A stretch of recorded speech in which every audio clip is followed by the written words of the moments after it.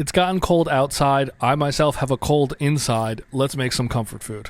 So people always talk about beef stroganoff being one of the ultimate comfort foods when it's cold outside, when you're cold out. So let's make it. I've never done it on this channel. We're going to start with some lovely egg noodles. You can get any egg noodles you want in your store. They normally come in 12 ounces, so it's not a full pound. We're going to use some homemade beef stock, and then you need meat. I have some skirt steak here, but you could use flank. If you want to get fancy and use filet, you can. That's totally fine.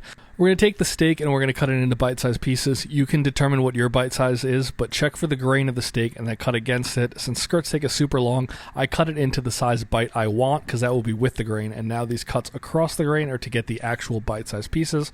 Once you do that, just cut up the portion you're looking for. This is how much I'm going to make for right around 2 people. You don't need a ton of meat in this.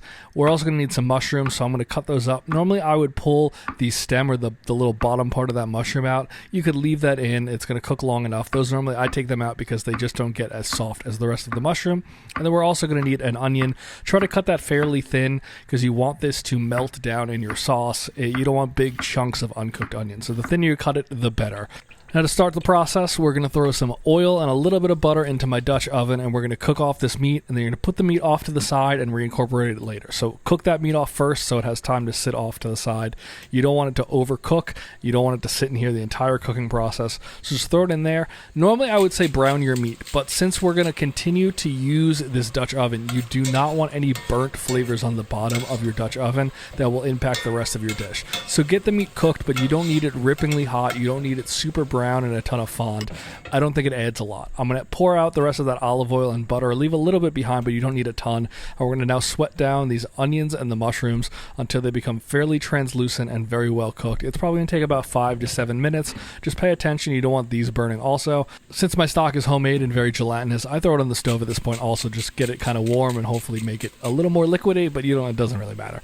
Salt those onions, salt those mushrooms, and now I'm going to add in a splash of white wine. This is completely optional.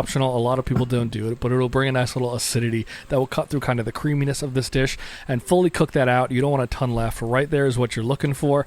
And at this point, I'm going to throw in a nice 2 tablespoon chunk of butter, and we're going to start to make our roux. And that's how beef stroganoff gets that delicious gravy-like consistency. Once that melts down, throw in an equal amount of flour. Mix that together. If you want it a little thicker, you could add a little more flour, but I prefer to have that thickness from just reduction. Other people use cornstarch or just more flour.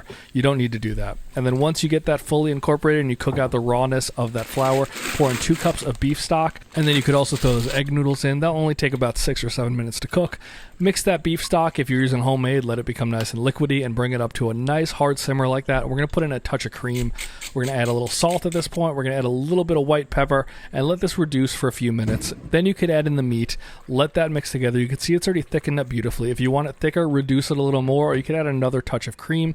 And then the next step is going to be to add sour cream. Realistically, you could add it right in without it breaking, but I take a little bit of that hot liquid from in the Dutch oven and just mix the sour cream into it to kind of temper it, and then we could pour it in. Right at that consistency is when I'm done cooking this down. So add that sour cream right in. I turned the heat off, and I let it sit off heat for about 30 seconds also. If you let it come down from that real hard simmer, you won't risk splitting it as much, but you really shouldn't, no matter when you add it.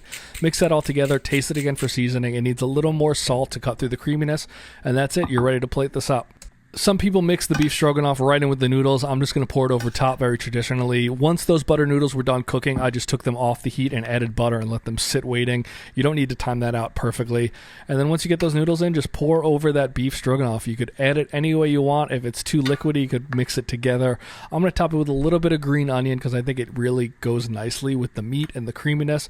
And then you're ready to eat. This is probably the only pasta dish I'm not going to put cheese on this channel, but this is just a fantastic cold weather comfort food. Let me know what you guys think.